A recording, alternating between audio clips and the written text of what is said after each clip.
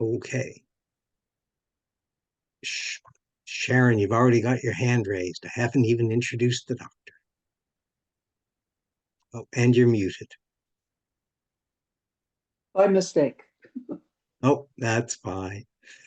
Uh, so just let me do a quick introduction. Dr. Neil Berinstein has joined us, and he's a hematologist at the Odette Cancer Center in Sunnybrook Hospital in Toronto. And he's also a professor in the departments of medicine, immunology, and medical biophysics at the University of Toronto. Uh, Neil is also a scientific or clinical advisor to several pharmaceutical companies. And in particular, of special interest to us, he's an internationally recognized expert in WM, and he's the principal investigator for the BROM trial, which is for previously untreated Canadian WM patients who now require treatment. And BROM, BRAWM, is an acronym for the drugs you get: bendamustine, rituximab, acalabrutinib in WM.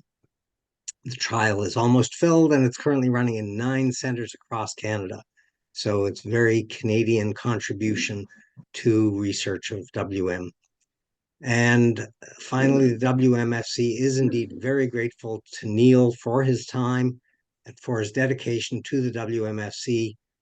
He's been an invaluable resource and mentor for us. Dr. Berinstein, over to you. Okay, well, thank you very much. And I'm very pleased to be here and very pleased to talk about Waldenstrom's. It's a condition that I'm interested in and I'm doing research in and looking after patients with. So it's a great opportunity for all of us to share our experiences with Waldenstrom's. Now, this invitation to talk today was basically initiated from a call that we had with some of the leadership at the Waldenstrom's Macroglobulinemia Foundation of Canada, where we wanted to update the group on the status of the BROM trial. And BROM trial is approaching the home stretch, or is just turning around the home stretch. And we said that we needed 59 evaluable patients, and right now we're at 53 patients. And we're eager to try to complete the accrual of the trial and be able to start analyzing the results and presenting the results and seeing if this really is a treatment that should become more used and to take it further perhaps through regulatory processes. And out of this discussion came the idea, well, why don't we just increase why don't we have a little discussion about first-line treatments?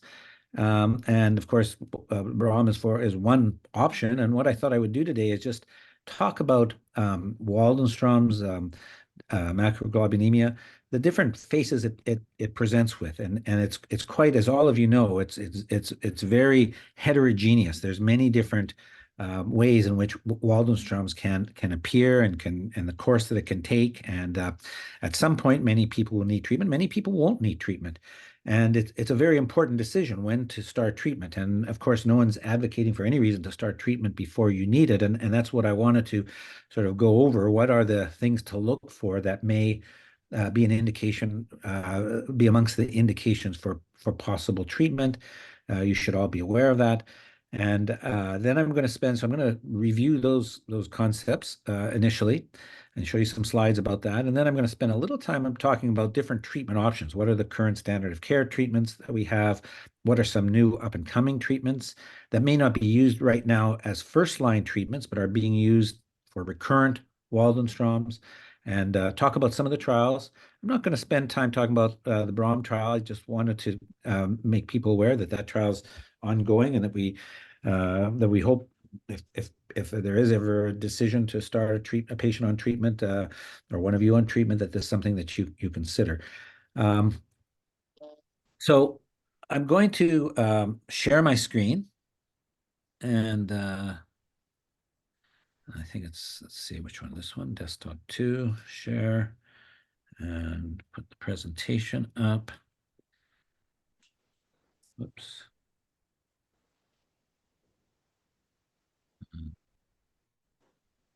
And you should have a slide that says decisions around frontline therapy for Waldenstrom's. Is that, you all see that? Yep. Yeah. Okay. Um, okay. Well, so let's get started. And as I said, I'm not really keeping an eye on the chat. So perhaps one of you, Daniel, could keep an eye. And if there's some questions that come in through the chat and you'd like to interrupt me, feel free to interrupt me, and or feel free to just unmute and ask a question, because I think these types of talks are better if they're interactive, and so I'm pleased to be interrupted.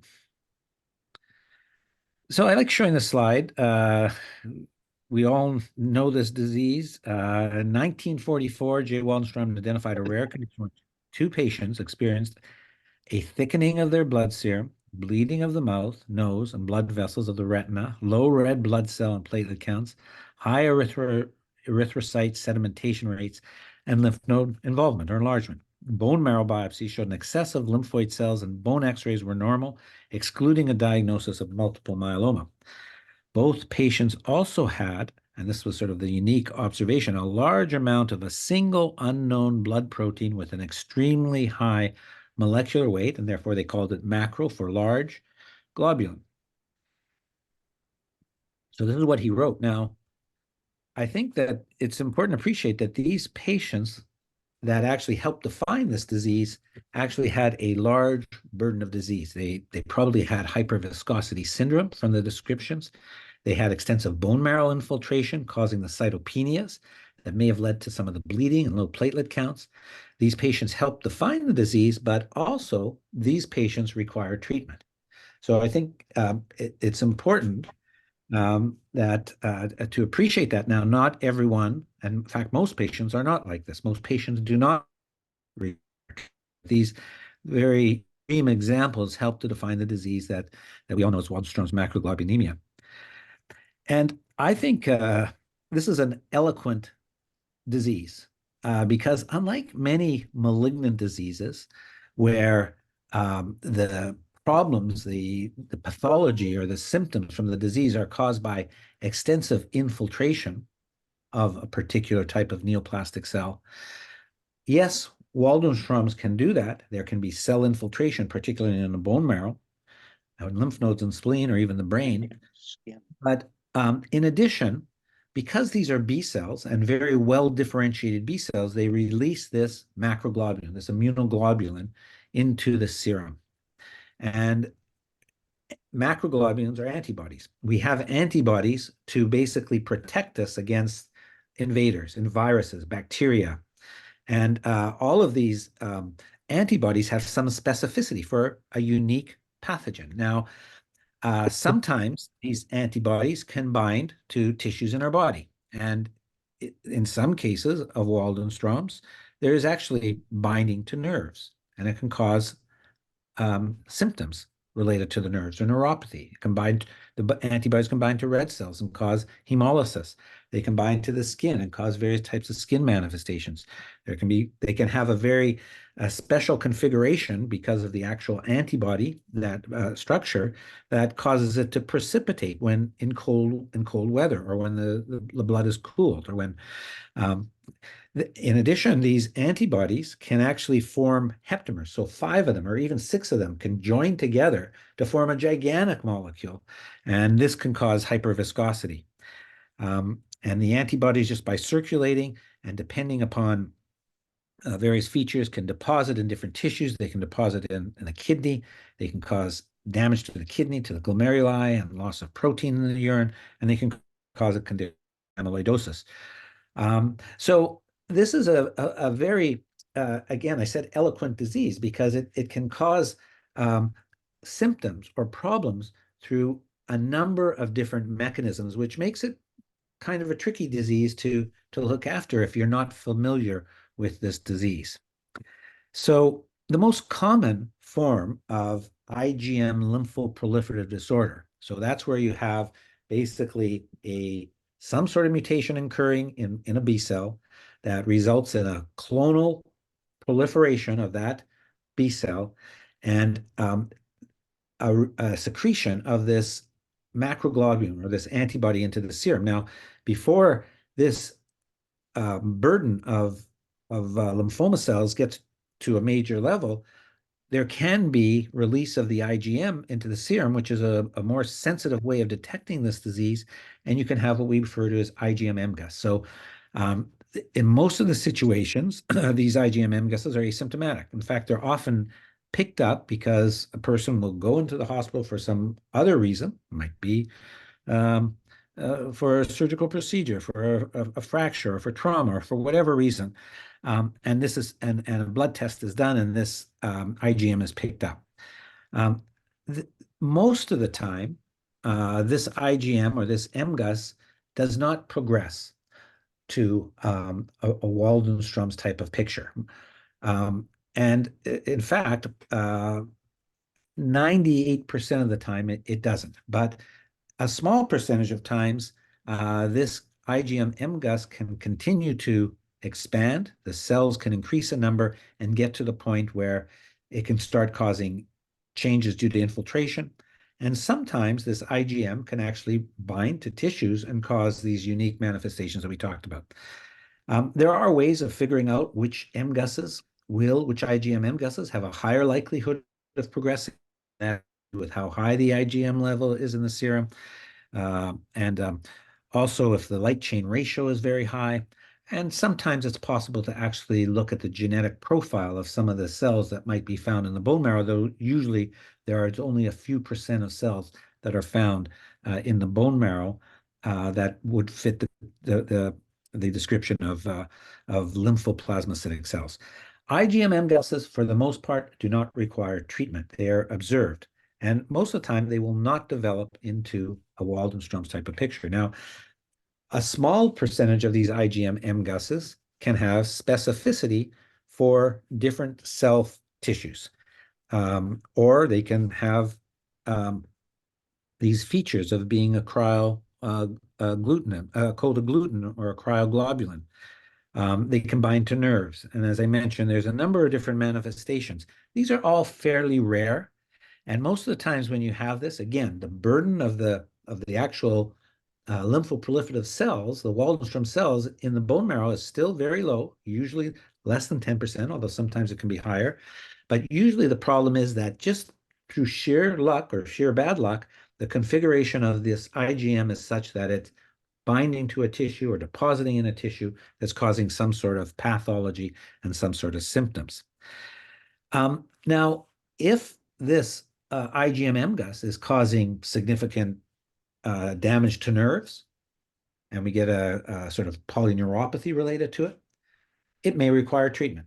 If it's depositing in the kidney and causing kidney damage or glomerular nephropathy, it may require treatment.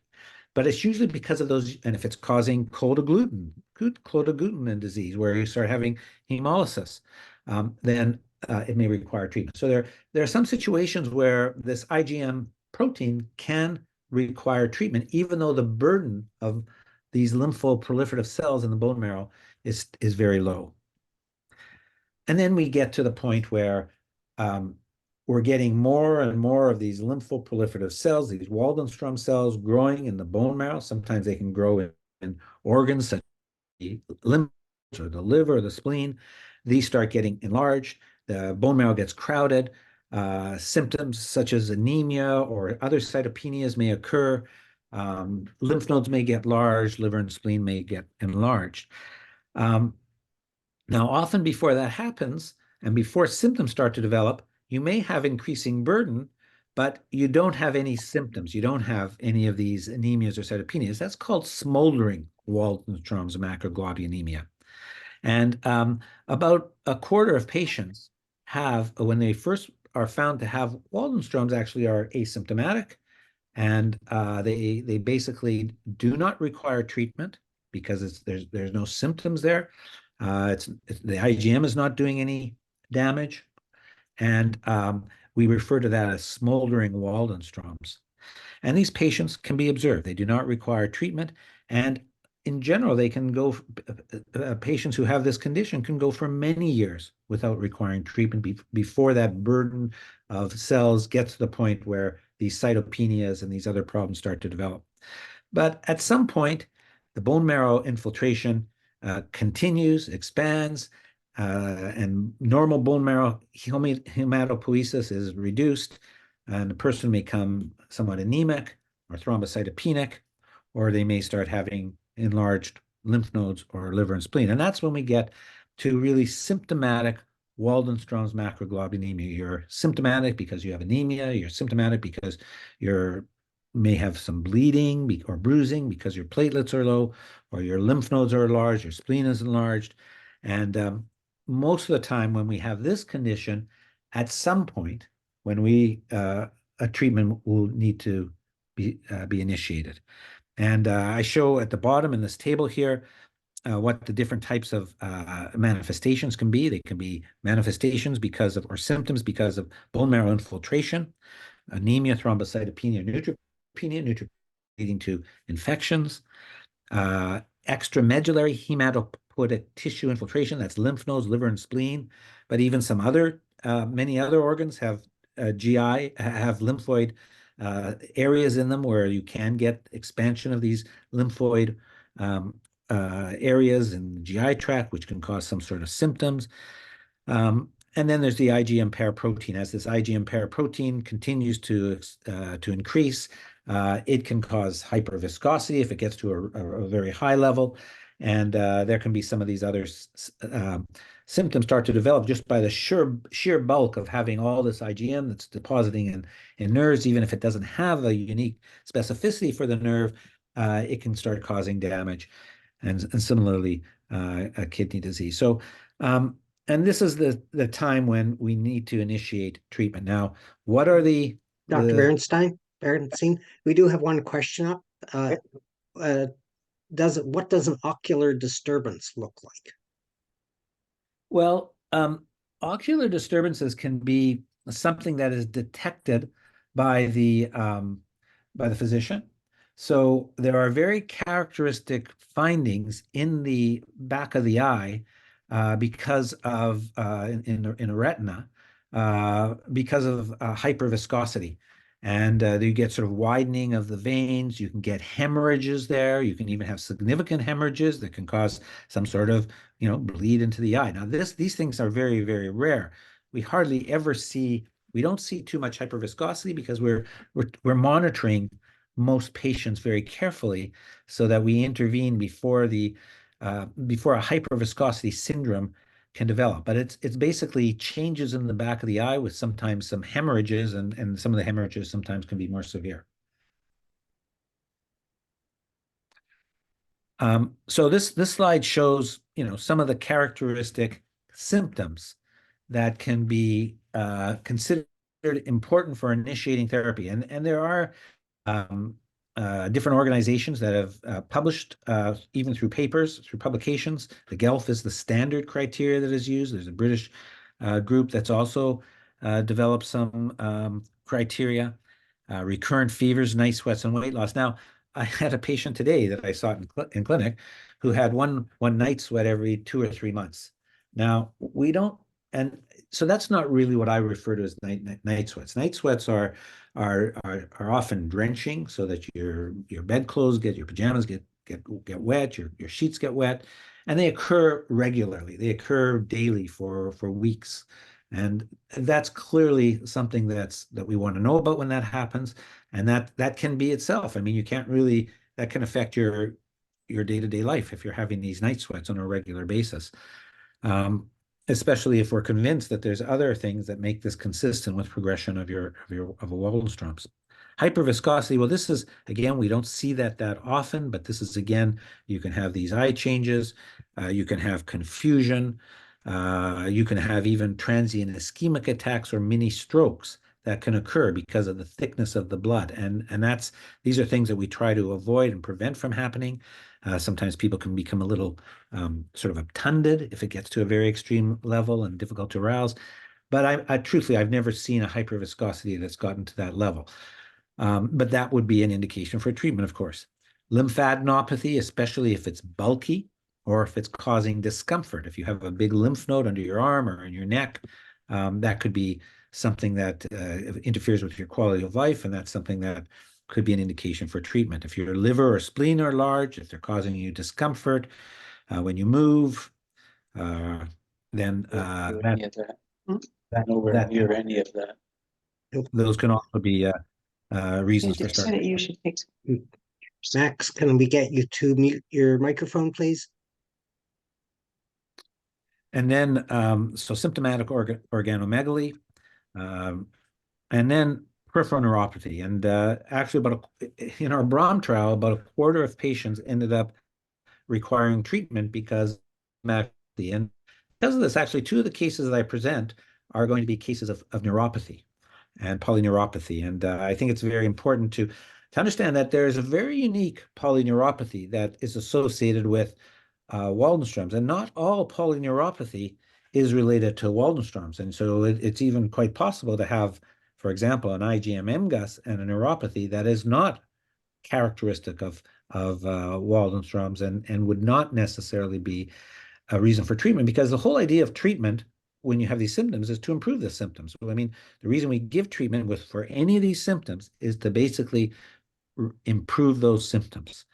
And then there's a number of laboratory indications. So if we can detect cryoglobulins that are symptomatic, cold agglutins, hemolytic anemia, if we can detect changes in kidney function with proteinuria, anemia and thrombocytopenia, all of those things are lab findings are reasons for initiation of treatment. So I've created this table because it basically shows the very heterogeneous dimensions of and spectrum of these IgM-related disorders. And I've shown them on the left here. You have the first one I talked about, the IgM-MGUS, where really the only thing that we have here that we can detect is the monoclonal circulating IgM. Patient is asymptomatic. If we were to look at the bone marrow, there would be less than 10%. Usually it's just a few percent of these of a clonal lymphoproliferative or a clonal lymphoplasmacytic cell, and there'd be nothing in lymph nodes or liver or spleen. And when you have these IgM-related syndromes, like the cold agglutinin disease or neuropathy or nephropathy, you have the IgM protein. You now have some kind of symptoms because you're having these IgM-related symptoms. They're a little higher degree of bone marrow burden with these Waldenstrom cells, but it could be still less than 10%. 10% is a magic number, because once you have more than 10%, that's when we say, okay, you meet the criteria for a smoldering macroglobulinemia or a Waldenstrom's macroglobulinemia. And again, we don't usually see lymph node or liver spleen with these IgM-related syndromes. Smoldering macroglobulinemia just means we're getting more and more of these cells infiltrating into the bone marrow. There's usually, if you were to do a bone marrow, you'd see more than 10% infiltration. And we definitely have the IgM circulating. But the key here is that we don't have symptoms.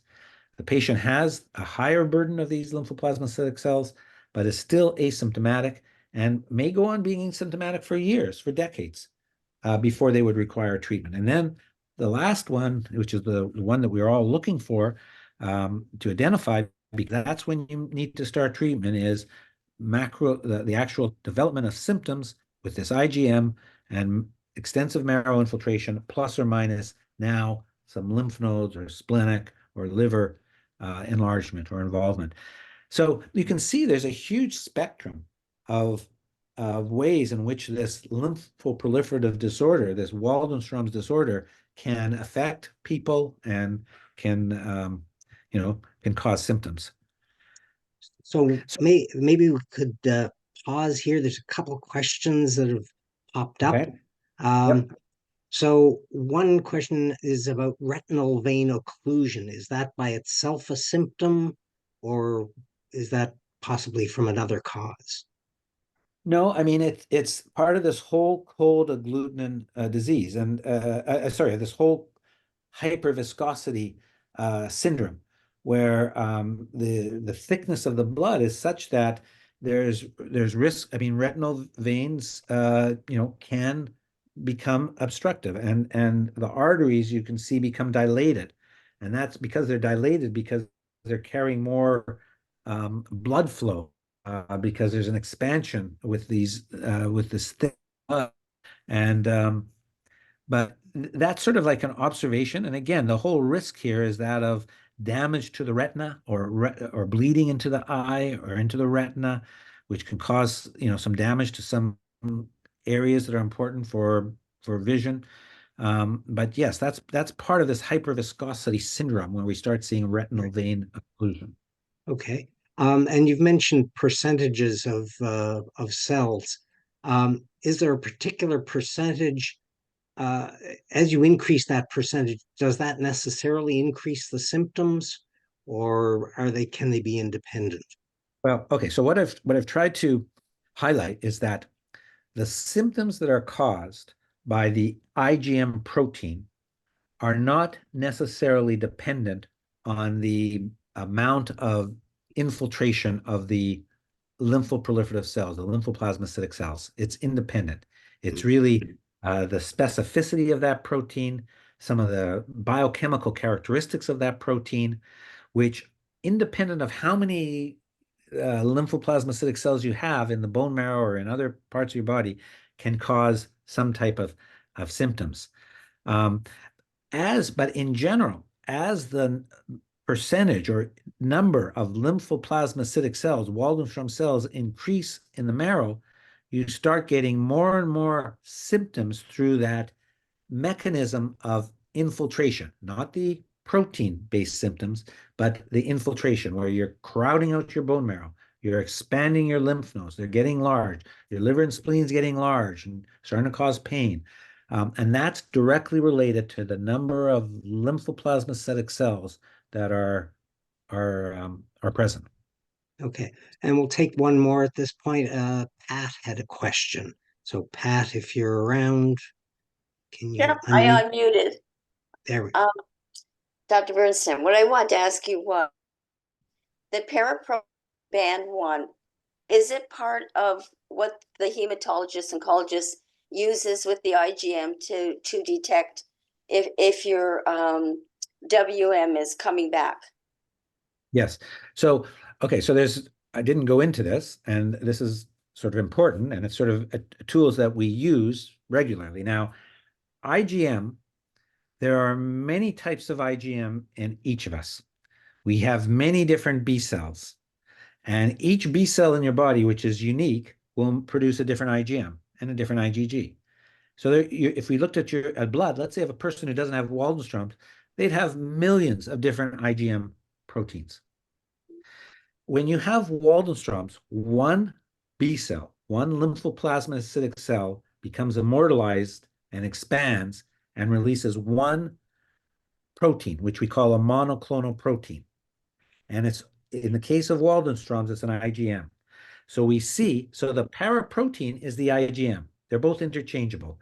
But IgM in general includes also all your normal IgMs. The paraprotein is just your Waldenstrom's IgM. So, but usually what happens as the Waldenstrom's expands, 99% of the IgM is your Waldenstrom's IgM. So usually they're very similar numbers, but the point is the paraprotein is a more specific measurement of your malignant clone. And there's no range in that number, like the paraprotein band 1 should be 0. You should not have a paraprotein. Once you have a paraprotein, that says there's a clonal lymphoproliferative disorder in you. Thank you, because that's what I have. My paraprotein band 1 is growing. So Yeah. now I understand it. Thank you. Okay, good. Great.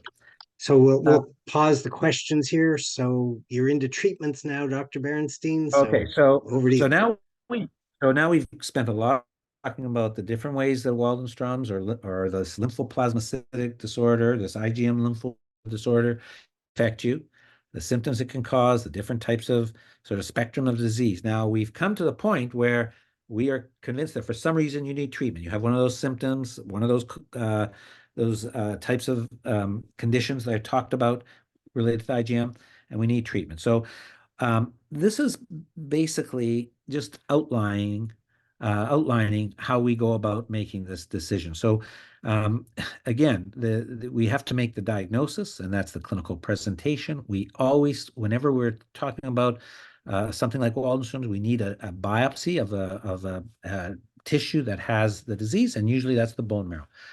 99% of the time, we can find the Waldenstrom's in the bone marrow. So we need a biopsy of the bone marrow. We need to have a measurement of the IgM, the paraprotein, and even light chains. We didn't talk about light chains, but light chains also are part of that IgM molecule.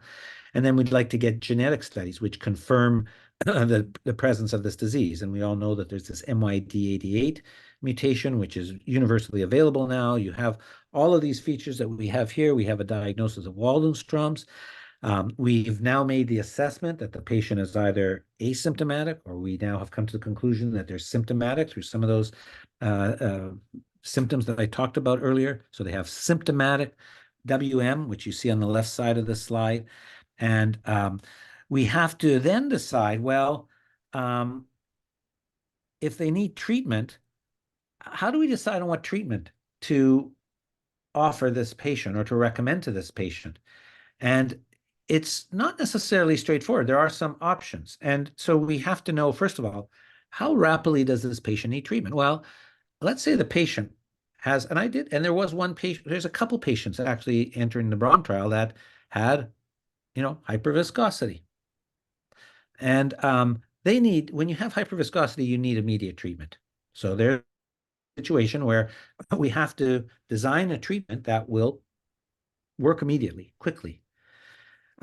So most of the time, we don't need to have a treatment that works that quickly. The treatment can work over weeks or months. We have to know what other illnesses the patient may have, because some of the treatments may make those comorbidities worse. For example, if a patient has uncontrolled atrial fibrillation, or difficult to control atrial fibrillation, or is going in and out of atrial fibrillation, then BTK inhibitors may not be an ideal treatment for that patient, because the BTK inhibitors can make those problems worse. And we also have to know about patient preferences. Now, how does the patient feel about coming into the cancer center, every month? Maybe even more frequently, because if you're on a clinical trial, there's a bit more, you're monitored a bit more closely, and you have a little bit more testing. And some patients may say, yes, I want to do everything I can to, further the science around this disease that I have, so that other people will benefit, so that I'll get very close monitoring and management, and I'll have, access to some of the most current treatments. But some patients may say, look, I can't come in here 2 times a month, or, I don't want to have these scans this frequently, or I don't want to have, repeat bone marrows. So we have to take into account, patient preferences.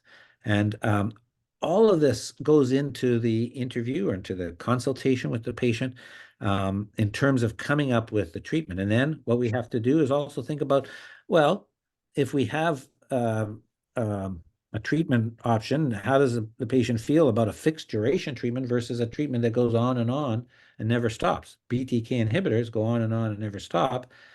Chemoimmunotherapy, which is what we mostly use in Canada, is fixed durations. And there's certain benefits to fixed duration, although the toxicities up front might be a little better. So the point is, okay, it's been a difficult enough decision to decide whether the patient needs treatment. Now we have all these other decisions to start, thinking about what's the best treatment for this patient. So, whoops, how do we get to the next slide? It doesn't seem to be moving. There we go. What are the first line treatments that we have? Well, we have chemoimmunotherapy. Now, in Canada and most of North America, that's bendamustine Rituxan. In Europe, they often use a drug called Velcade, which is a proteasome inhibitor, as part of the treatment, and sometimes they use dexamethasone and rituximab. some situations one can use rituximab monotherapy, and sometimes that may be related to some of these IgM MGUSs of clinical significance. And then there's BTK inhibitors, although these aren't broadly funded in Canada yet as first-line therapy. If you have insurance, they can be obtained. Most of us don't have insurance that will cover these drugs that are probably about $10,000 a month. And are ongoing treatment. They never stop until there's evidence of progression. PFS is the duration of response is relatively long in trials with bendamustine and Rituxan. And the response rate is also very high. But the problem with bendamustine and Rituxan, which is a first-line treatment, is very small percentage of patients have a complete response, or even what we call a very good partial response. It's less than a quarter. Now, when you look at other lymphomas, such as the diffuse large B-cell lymphomas, where there's a curative, where there are curative treatment options, the complete response rate is 70 or 80%. So here we have a treatment, I mean, the bendamustine and Rituxan, which most people respond to and have pretty good durations of response, but we know we're not getting very deep responses because the complete response rate is actually less than 5%, and the VGPR and complete response rates is closer to 25%. So it's not knocking the lymphoma down to very low levels. Another thing to say about first-line treatment is even though for many low-grade lymphomas, maintenance therapy has been proven to be beneficial with Waldenstrom's, it's not clear that this is that maintenance therapy adds. It certainly doesn't add to survival. It may not add to progression-free survival because the responses are quite durable even without it. There has been some data that says, okay, you get deeper responses with chemoimmunotherapy than BTK inhibitors, but there's really no difference in the duration of this response or progression-free survival and overall survival. So they're pretty well comparable, except the toxicity profiles are a little different. I'll just show this slide because this is the data that has made bendamustine Rituxan the first-line treatment for patients with Waldenstrom's. It's this area here, D. These are 50 or 60 patients with Waldenstrom's first line that either got bendamustine Rituxan or a much more aggressive chemotherapy called CHOP. And this is how long people stayed in remission. So you can see people are staying in remission quite a bit longer than a much more, this is a chemotherapy that causes hair loss, febrile neutropenia, admissions to hospital for that. And this is the bendamustine Rituxan, which has less side effects, no alopecia, no hair loss, less febrile neutropenia, yet makes people stay longer response durations. This is the data that's made bendamustine Rituxan first-line treatment for Waldenstrom's with a median progression-free survival of about 70 months. That's 5 years, a little over 5 years. BTK inhibitors, well, BTK inhibitors are really an ideal treatment for Waldenstrom's because this is like a picture of a cell, if you can imagine it. This is the outside of the cell. This is the inside of the cell. These are receptors on the cell.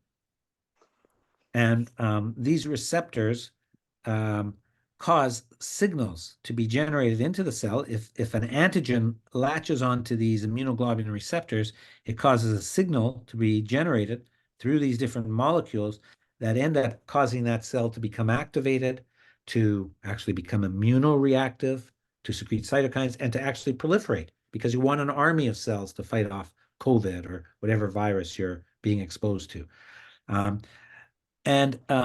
We know that there's a mutation in this MYD88, which is a protein that binds. Here's MYD88. It binds to this BTK, Bruton's tyrosine kinase, which is a member of this pathway, and it makes this signaling constitutively active. So Waldenstrom cells are working through that pathway to to proliferate, to expand, to cause these problems that we talked about. And the BTK inhibitor shuts that off. It's the most unique and specific treatment for a particular disease where you have a protein that will just shut off the pathway that is responsible for that disease. And so that's why BTK inhibitors are so important in Waldenstrom's, particularly because of that. There's three different types of these generations of these BTK inhibitors, from the first generation to the third generation, and these have been various diseases. Two that are approved in Waldenstrom's are ibrutinib and zanubrutinib. Acalabrutinib is not approved in Waldenstrom's, and these are approved in some other lymphomas. And this is a summary of the results of BTK inhibitor results in Waldenstrom's. Ibrutinib, the response rate is 100%, but again, look at the CR rate, 0. No complete response rate. So it's basically telling these cells to stop, but it's not killing them. It's telling them to stop growing. There's a little bit of shrinkage, but they're not really eliminating each last cell, but it does cause responses that last, again, as I said, 4, 5, 6 years. Zanubrutinib, again, very high response rates. I don't know if this VGPR is any higher. Again, very good duration of responses, and acalabrutinib the same. So all of these are active in Waldenstrom's. Is one better than the other? This is the Aspen trial, which compared zanubrutinib to ibrutinib. And just a summary, zanubrutinib had slightly higher progression-free survival than ibrutinib in Waldenstrom's, both for treatment-naive and recurrent Waldenstrom's. But the survival of these patients was identical in the two arms. So it caused patients to respond a bit better, and have the shrinkage of disease a bit better, but they didn't live any longer. The objective response rate, there are two unique situations in Waldenstrom's. If you have, let's say, a wild type MYD88 protein, so in other words, you don't have that mutation, so you wouldn't expect these BTK inhibitors to work that well, but it turned out that zanubrutinib had a very good activity even in those that had the wild type MYD88. It was 81%. And if you look at patients who had, again, there's the CXCR4 gene. If it's mutated, again, that's a more aggressive form of disease. And zanubrutinib worked better than ibrutinib in those patients.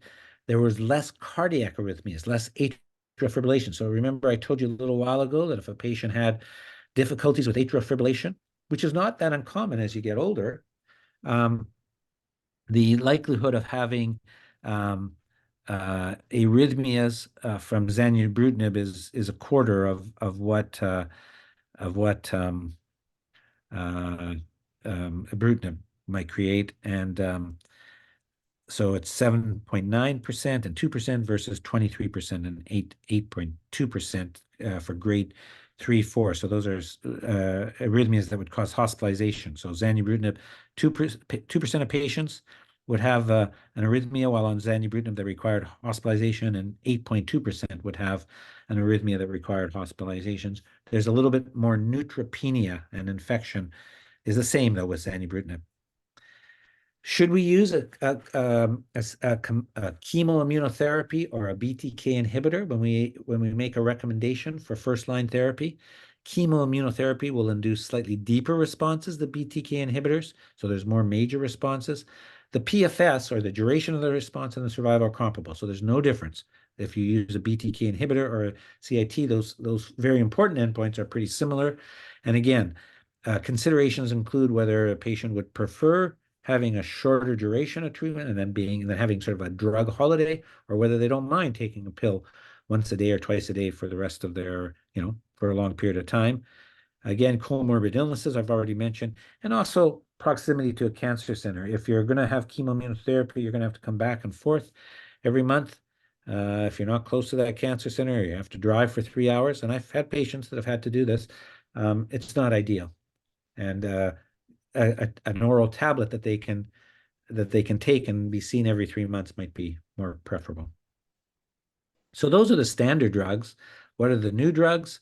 Venetoclax and ibrutinib, pirtobrutinib, uloculumab, which is something that works in CXCR4 mutated, and then there's lopofuscin I-131, which was brought to my attention by one of my patients, which is a radio-labeled a phospholipid that gets into cells and can cause some sort of cell death to various types of lymphomas, and there's been some positive results in Waldenström. Now these are all being studied. These are not yet ready for full first line. They're not yet ready for time, but they may be down the road.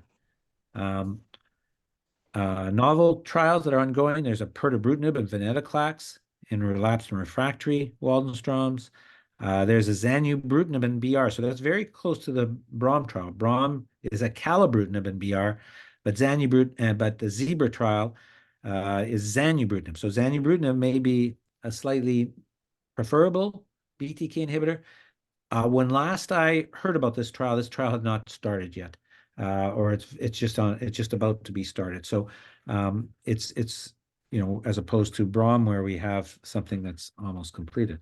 We have the BROM trial. We have the nemtabrutinib. This is a non-covalent BTK inhibitor, and then there's another trial which involves a BTK degrader. So rather than just inhibiting it, it actually causes damage to the BTK gene. So that's another type of trial that's recruiting in different places in Canada. But again, these are the nemtabrutinib trial and the BGB 1663 are for recurrent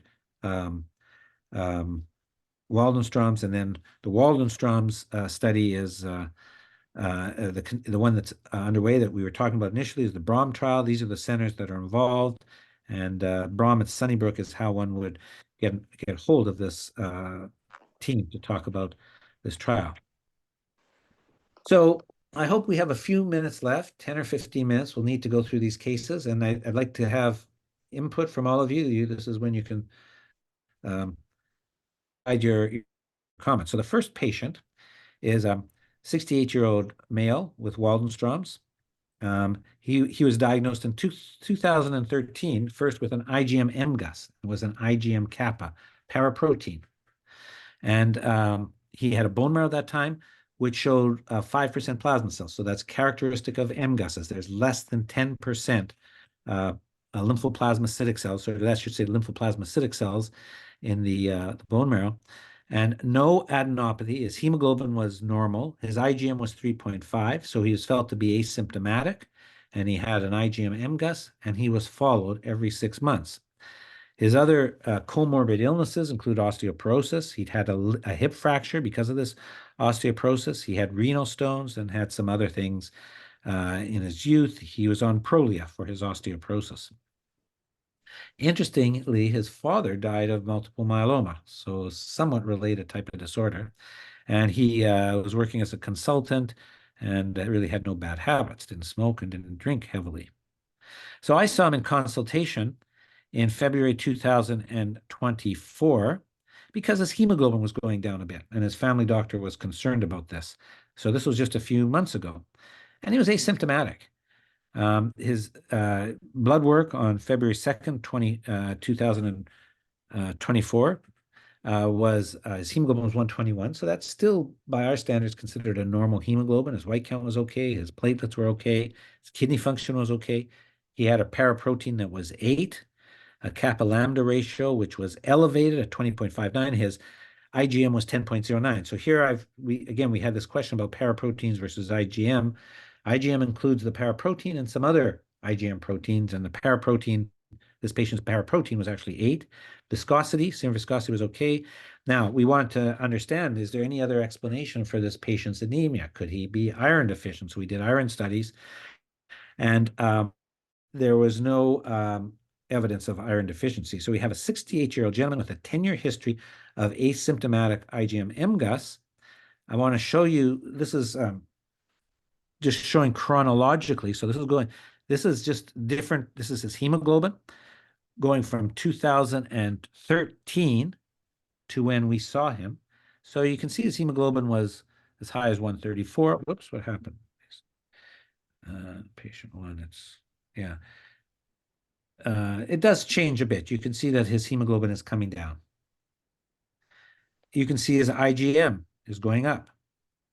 it's still 10. So it was 10 years ago, it was 3.85. Now it's 10. Kappa-Lambda ratio is going up, and his paraprotein is also going up. So does this patient need a bone marrow to assess whether he has progressed from to Waldenstrom's from MGUS? Does he need molecular studies to confirm that this is a Waldenstrom's disease? Does he need imaging? And does he need treatment for his Waldenstrom's? So I'm welcoming some advice here. So you're telling us we're the doctor now. Yep. What do you think? After, I mean, we've had a discussion on indications for treatment. Francine has got an opinion. Okay, well, he doesn't have symptoms. I don't think his anemia is very bad. So I think for now, I would view him as asymptomatic, continue to watch and you know, look what he has every 3 months, but I don't think he needs treatment. Okay. Anyone else have a different opinion? There's a comment on the chat saying treatment not required. Okay. So I won't spend any time on it. I agree with you. You did a good job there. You're hired. Come part of the Sunnybrook Waldenstrom team. But that's exactly, I mean, there is some slow progression over a 10-year period of time, but again, the IgM is still low, the paraprotein is low. He's not formally anemic, and he's not symptomatic. So we would continue to watch him. He could go another 10 years before he gets to the point, or 5 years before he gets to the point of requiring treatment. By that time, we might have newer treatments, better treatments. He doesn't need to have the side effects from the treatment at this point in time. It will make his condition worse as opposed to better. So that's the first patient. Okay, I've never heard of imaging with Waldenstrom. It's something that we do before starting a treatment. Often we will find some lymph nodes that are enlarged, and we might find the liver or spleen enlarged. It's something to monitor and to judge as part of the response to treatment. And the formal response criteria do include documentation of any abnormal lymph nodes or hepatosplenomegaly. So we don't, as you can see, this patient was monitored for 10 years for this IgM-MGUS. He didn't have any imaging done throughout that period of time. We don't do it frequently. We don't do it to monitor it's just at the time of starting treatment, we want to get a good sense of the burden of disease. So that's why we do it. Thanks. Patient 2. Okay. An older patient, a lady, with slowly progressive Waldenstrom's. Now, in 2005, she had a diagnosis of MGUS. Paraprotein was 7 grams per liter. She had an immunofixation at that time, which confirmed it was an electrophoresis that was confirmed it was an IgM lambda. The IgM was 8 grams per liter, the IgG 6.89. Hemoglobin at the time of diagnosis, this is back in 2005, hemoglobin was 137, white count 11. And the platelets were normal. It doesn't look normal, but they were normal. And the creatinine were 69. I think that's a misprint. And there was no adenopathy. There was no imaging, but no lymph nodes that you could feel on examining her. In 2012, she actually had a bone marrow because her IgM was increasing. And the bone marrow showed 20% involvement by lymphoplasmacytic cells. She had CTs done at that time, and they were negative. And she developed some neuropathy in her left foot. And again, she wasn't felt to be symptomatic. It wasn't clear whether this neuropathy was related or not, and she was continuing to be followed at that time. She had comorbidity, so chronic idiopathic demyelinating polyneuropathy was thought to be the explanation for this numbness in her foot. She had carpal tunnel syndrome. She had polymyalgia rheumatica, hypothyroidism. She had some form of colitis. She had osteoarthritis. Now, turns out over the years, the osteoarthritis has been the most significant problem she's had. She's had to have a total knee replacement, and she's had ankle surgery and ankle she had to have a revision as well because of infection in the ankle at the surgical site. And she's been getting physiotherapy, and her ambulation, I mean, she started off, I mean, she's 78. The ambulation is a major limiting factor. She walks with a walker. It's mainly because of the osteoarthritis. So she's had recurrent infections. She's had gastroenteritis. She's had sinusitis. She's neuropathy that we talked about. Unclear whether this is related or not. It was sort of mononeuropathy. She had ongoing joint pains, thought to be osteoarthritis. As I mentioned, she's had no fever, sweat. Her weight's been stable. She has no enlarged lymph nodes or abdominal masses. She's independent but walks with a walker. So here's her lab results. Going back to 2005, hemoglobin was 142. You can see over the 20 years, her hemoglobin has dropped considerably. It's now close to 100. So her hemoglobin is low. Her immunoglobulins, her normal immunoglobulins, so we're talking about IgG, have decreased. So the clone, the lymphoplasmacytic clone that she has is sort of preventing normal B cells from developing, and she's becoming hypogammaglobulinemia, anemic. Her IgM has been increasing and has gotten to a level of 40. And kappa lambda ratio and the paraprotein similarly has increased over this period of time. And this is her viscosity. Her viscosity has been high at times. I'm not sure why that was, but she's never had hyperviscosity syndrome. So these findings in the eyes or neurologic symptoms or TIAs.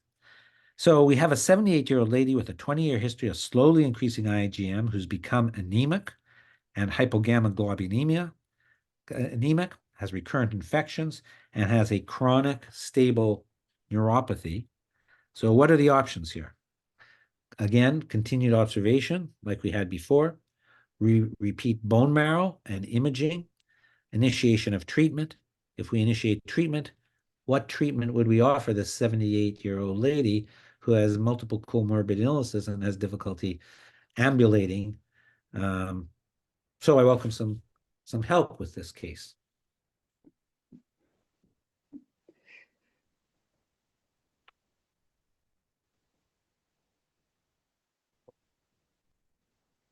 Who's going to dare to venture a comment? Francine's got her hand up. Yeah.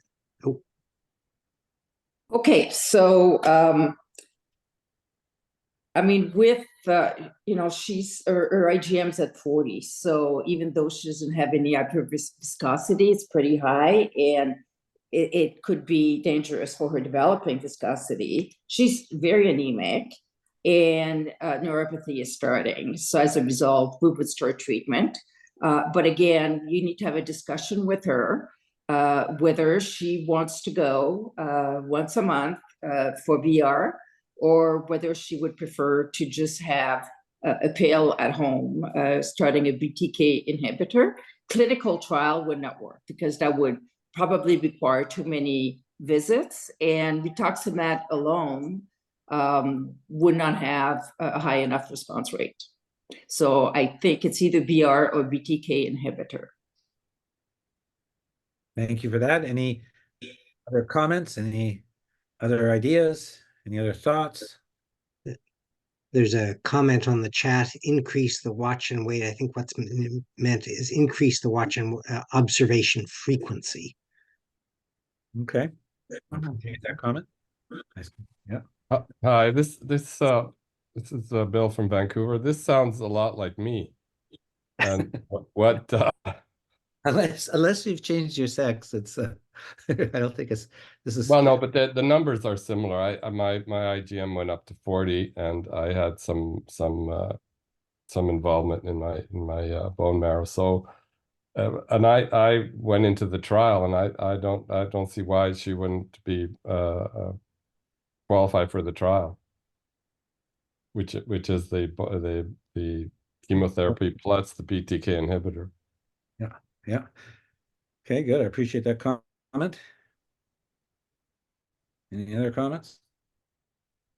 What strikes me is the comment about recurrent infections. That to me is a concern. Yeah. Yep. And her IgG, as I pointed out, I showed you that previous slide. Her normal immunoglobulins, her IgG, these are what we think are important for fighting infections, have gone down, and that may be part of the explanation for these infections. But it's a symptom, I think, of Waldenström. Well, this is a very difficult case, and actually, I've looked after this lady for a few years. She's refused treatment for many years. I've been very nervous about her not being on treatment. Because she's actually gone through some of these surgical procedures over the last couple of years for her ankle osteoarthritis, and then she had the infection in her, at the time at the location of the surgery, and that required a prolonged course of antibiotics.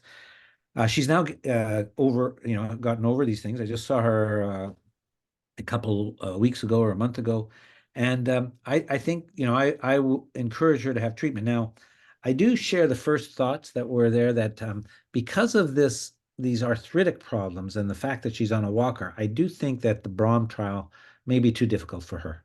It's just too many visits for someone who can barely walk, through our clinic space. Never mind from the parking lot. Never mind from her apartment to the car to the bus to the whatever taxi to get here. And I don't think she's got a lot of support at home to help her with this. So that's why as much as I would love to put her on the Brahm trial, and I appreciate that you went on the Brahm trial, the gentleman who made the comment, I think it's not the right thing for her. So I think that the options are just as you've mentioned. Now, I don't know that we'd have to approach one of the pharmaceutical companies to see if we could get compassionate BTK inhibitor, where she does. I don't think unfortunately, our Ontario government won't pay for first-line BTK inhibitor. So we'd have to see if there's a compassionate program, which is something we could do. Otherwise, probably, and I agree with you, Rituxan monotherapy is not a great treatment.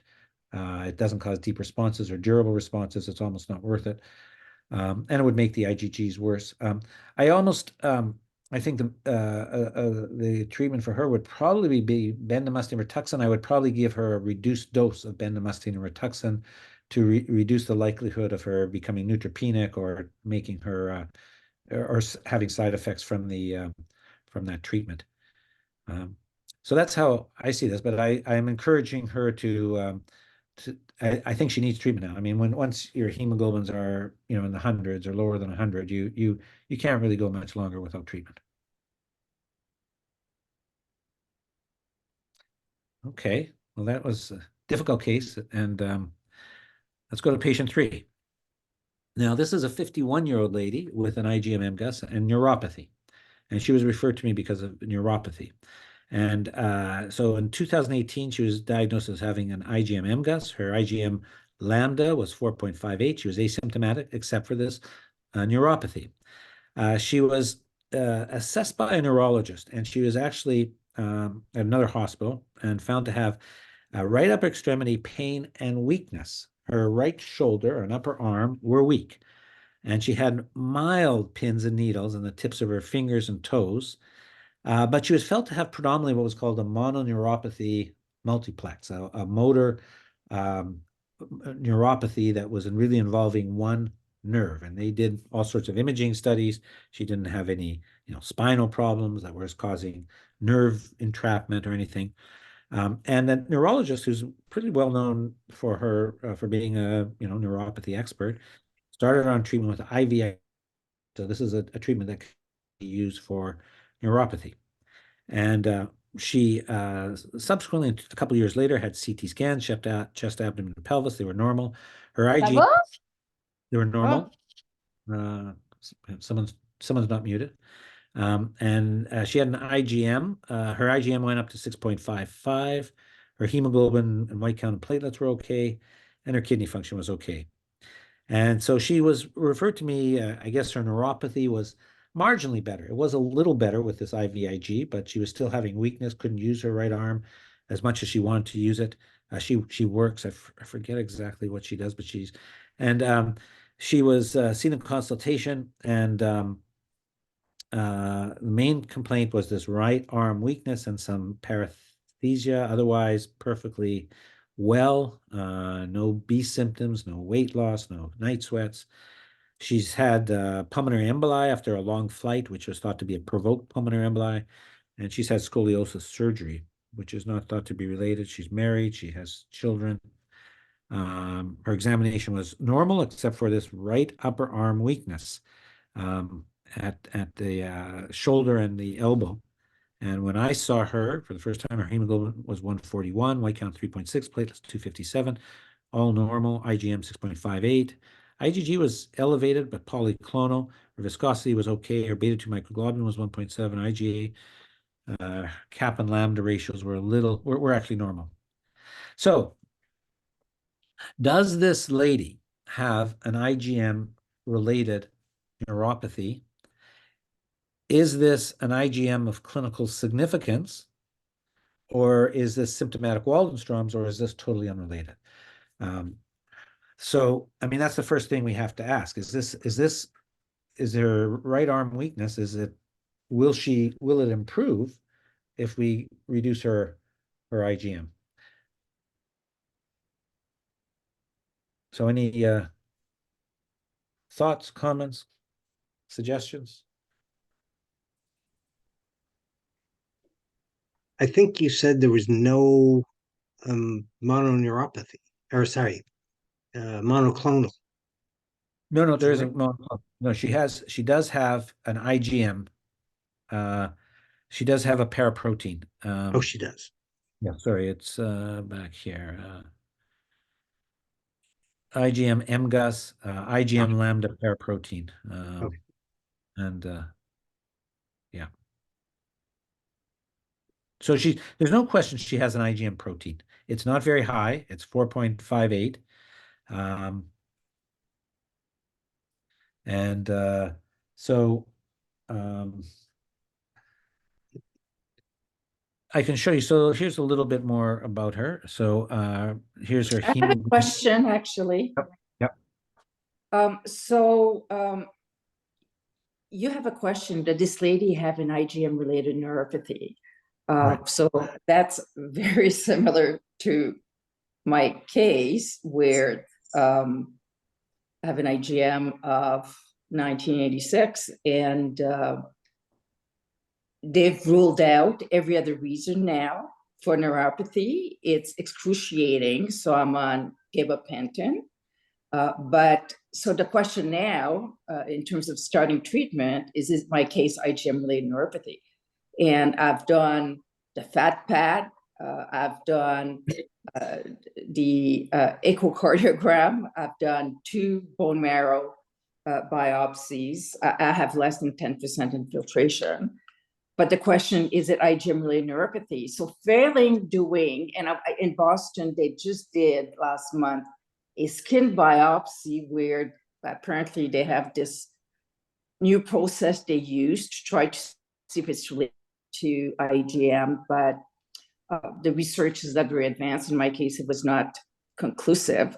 So does one need to do a nerve biopsy to confirm that it is IgM related neuropathy? Well, the more information you get, the better. What's your IgM, did you say? 1986. It used to be 2300 and 23.00, but now it's 1986. Right. I'm just slightly anemic, 110. So, but everything else, of course, IgG, IgA are very low, but everything else is normal. Right. Well, so I present this case, and your case is similar in that these are difficult diagnostic challenges. And there are many different things that can cause neuropathy. And you're referring to perhaps amyloid can do this. And that's part of the reason why they do fat pad and look at your kidneys and look at your heart, because amyloid is a disease that can cause all of those things. and it's all okay. Right. Now, I'm going to, okay, so, and the best way, I mean, is to actually do a myelin, a sheath biopsy and seeing if there is, seeing if there is deposition of IgM there. That gives you, again, a very high level, but, and do you have, there's antibodies to something called MAG. Yeah, I MAG. did that and it was negative. Right. So usually in patients who have neuropathy related to Waldenstrom's, the MAG antibodies are very high. MAG is myelin associated glycoprotein. So you're basically, what it's saying is that you're having antibodies that are binding to this myelin associated glycoprotein, and usually they're the IgM that the patient has. So I'm going to just let me proceed with this. And again, so the course or her hemoglobin, it has come down a bit, but it's still at a very healthy level, and the IgM has gone up a bit. I mean, this is back in 2023. This is just over 6-month period or so. It's not at a very high level. We did decide to do a bone marrow because up till now all she had was the IgM. Does she have a lymphoplasmacytic infiltrate? Does she have, is it at an MGUS level, or is it a smoldering or a Waldenstrom's level? So we did do the bone marrow, and there was 10 to 15% lymphoplasmacytoid infiltrate. And they did the MYD88 testing, and it was positive. So she does have a Waldenstrom's type picture. And she does have this ongoing heaviness and weakness in her right arm. She does have this very mild pins and needles. She went back to the neurologist, and the neurologist again made the point. This is an asymmetric motor neuropathy, painful motor neuropathy. And it's not likely related to Waldenstrom's. The decision was made to continue the IVIG, and even though she has clearly Waldenstrom's, the pattern of the neuropathy is not consistent with what we would expect for Waldenstrom's. So I have this one slide, which is what we expect for a Waldenstrom's peripheral neuropathy. So neuropathy occurs in about 20 to 25% of patients with Waldenstrom's. It's usually bilateral. This lady's was one-sided. So it's symmetrical, and it usually involves the long fibers, which means it usually starts in the toes and the fingers and eventually moves up. And it's usually a pins and needles, sensory, and rarely motor. So she has asymmetric, and she's got a motor neuropathy. If you do an EMG study, and it's usually associated with these antibodies to this MAG, anti-MAG. And low titers are not important. Usually you have to have high titers, and may present with numbness or pins and needles in toes and fingers. And I'm going to show you one last patient of mine that actually had this go to the point where there was difficulty with gait. He couldn't walk properly. He's lost his balance.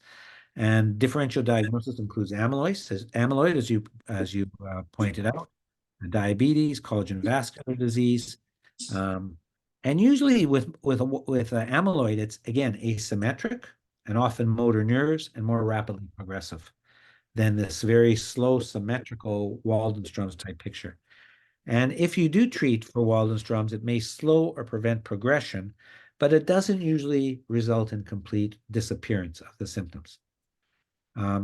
So this lady's picture did not fit this description of what the polyneuropathy seen in most Waldenstrom's is. So that's why we did not think that treating her Waldenstrom's would have any impact on her motor neuropathy, and that's why the neurologist is continuing the IVIG treatment. Any comments?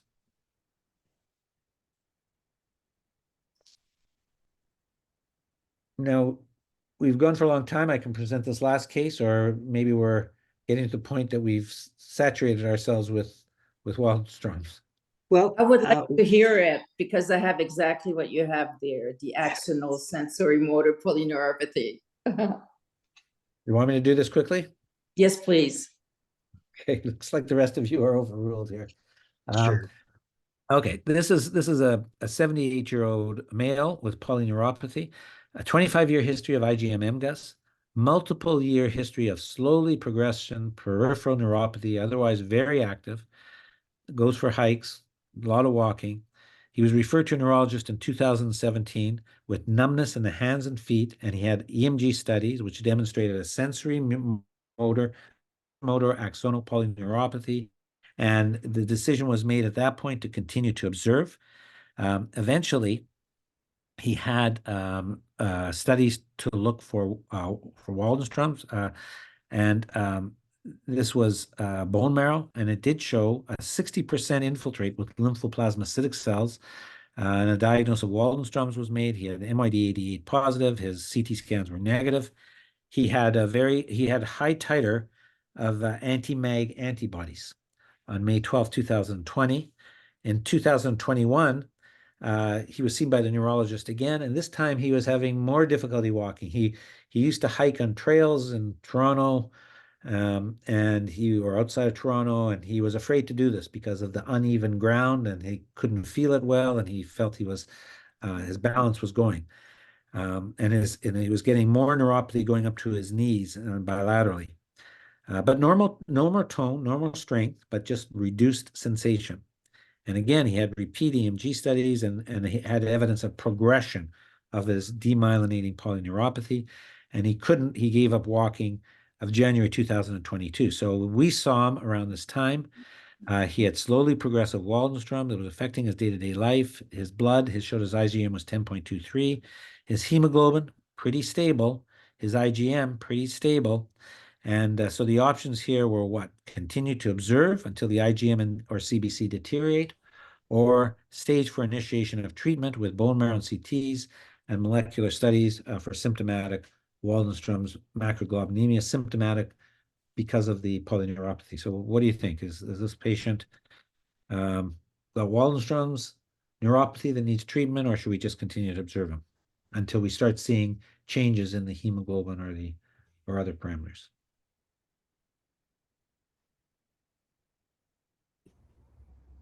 I think based on what you said regarding the last patient, this follows the WM neuropathy, and it's on both sides of the body, and it's a slow progression. I think it's time to treat. Any other comments? I would agree, Andy Johnson. Yes, I would agree. I have polyneuropathy, and it's seemingly heading the same direction as this gentleman. Okay, well, thank you. So this patient was felt to be symptomatic, and it was felt to be due to the Waldenstrom's, and he was put on the BROM trial.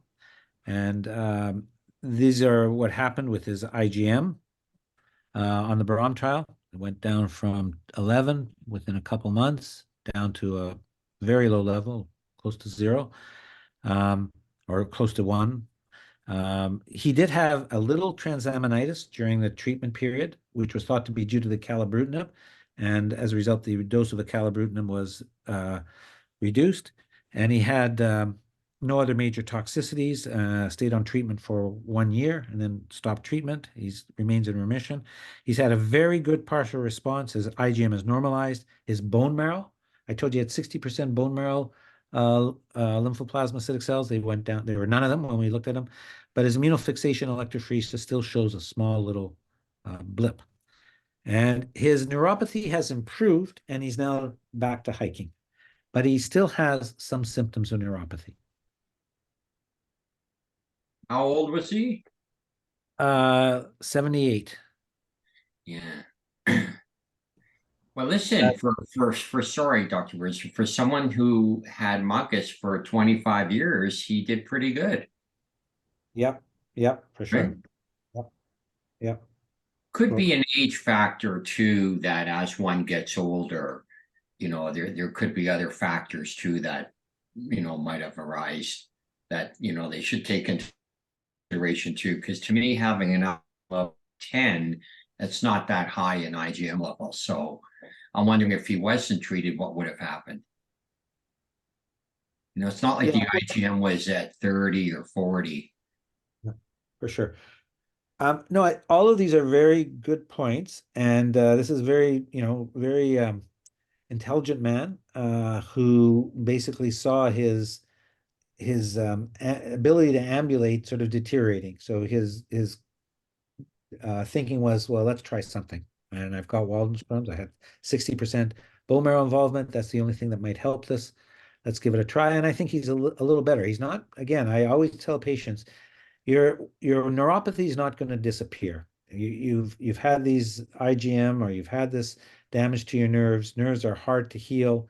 You want to prevent further deterioration, and you want to try to take some of the so-called pressure off it. And that's what I think generally happens. So this is the last slide. Waldenstrom's is One question, please. Yep. So, I've just finished the Brown trial. I'm just going to see the oncologist the last time next in a week's time. But I started out, my IgM was 40, and it's with the treatment it's come down to 10. So Right. can I expect it to keep dropping, even though I've stopped the acalabrutinib a month ago? It will continue to drop. Yeah, IgM has a very long half-life, and it will likely continue to drop. It's not like something that you turn off the tap and the water stops. It's one of those taps where you turn it off and it slowly decreases. So I think it'll come down. It may not go down to a less than normal level, but it'll get pretty close, I bet. See, well, I've never had any real symptoms or side effects. I did extremely well all through the treatment. I didn't really have any symptoms previously. Before I was treated, I just had a high IgM. I had some anemia and bone marrow involvement, right? So, And what do you think? How do you rate the status of your neuropathy now? it's stable. It's only on my left foot, but in the ankle, and it's as you said, it's not motor neuropathy. It's just, and I had second degree burns on that foot 25 years ago, and I'm beginning to wonder if some of that neuropathy isn't as a result of that. I mean, do you think that the treatment helped it at all, or not really? It didn't. It's not worse. I play Right. pickleball 3 times a week, so. Okay. Doctor, in the last example, did you say that the gentleman had done an anti-mag test that was positive? Yes. Yes. Yes, it was, I think, 1 in 2,000. It was fairly positive. I don't have what the repeats were. I should get that for you. So all I want to conclude here is that it's a unique disease, can cause symptoms through many different mechanisms. Initiation of treatment is one of the most difficult decisions, very important decision. There's multiple considerations. That's what we spent the last hour and a half talking about. And it's never black and white. I wish it were more black and white, but it's not often black and white. There's usually other considerations, other things to think about. Defining the biology has led to the development of increasing new targeted treatment options. Treatment is evolving. I'm sure we're going to see further advances and improvements over the next couple of years. And there are new trials are available. I encourage everyone. I appreciate those of you who've been on trials already, the BROM or other trials. You're helping to develop better treatments for this disease, and that's what I think we all have to do for the diseases that we have. So thank you for input and your involvement and your interactions. It's made it interesting for me, so thank you. Well, thank you, Dr. Berinstein. That this has been wonderful. What I do have, if I can maybe do a rapid fire round. There's just a couple here that I think have questions that I think have general interest or would be useful Okay, for sure. people to hear it from an expert. One and something that are fairly basic. What causes a BTK inhibitor to stop working? Yeah, so that's a great question, and there's data that's coming in on that, and it turns out that mutations in certain parts of the protein where the BTK inhibitor is binding to the tyrosine kinase are starting to develop that prevent that BTK inhibitor from binding, or it reduces the binding. So it doesn't have as good a fit, and it can't do as good a job in shutting off that BTK. Now, what's fascinating about pirtobrutinib is that pirtobrutinib, which binds to a different mechanism, binds to a site that is different from where all these other three BTK inhibitors, ibrutinib, acalabrutinib, zanubrutinib bind to. And it's been shown that even if you have that mutation that prevented those BTK inhibitors from working, pirtobrutinib will still work on those type of cells. And there's many sort of like preclinical models where they have these resistant cells that have those mutations, and pirtobrutinib is just as effective. So it's mutations in the protein that prevent the binding of the BTK inhibitor that cause these BTK inhibitors to stop working. Okay. So I And just have one question here. On the Brahm trials, have there been improvements in balance in those taking? Because I've found with my polyneuropathy, my balance is horrendous. So and I'm working on it, but I mean it's pretty prohibitive. Yeah. So I'm just asking if the We Brahm don't. trial has Yeah. shown any of that. Yeah. Thank you for that. Well, the one case that I presented, I think that Yes. gentleman felt that his balance was improved, that he was able to go back to his walking and his hiking. But I mean, right now we're at the point of sort of accruing, getting all these patients in the trial. We're going to start analyzing all the data. I can tell you that about a quarter of our patients came in. So out of the 50 patients that we have, or 54, there's been at least a dozen that have had neuropathy. We have not yet analyzed exactly how those patients have done. Have symptoms of balance improved? Have neuropathy decreased? In detail. And it's a really important thing for us to do. And we will be doing that.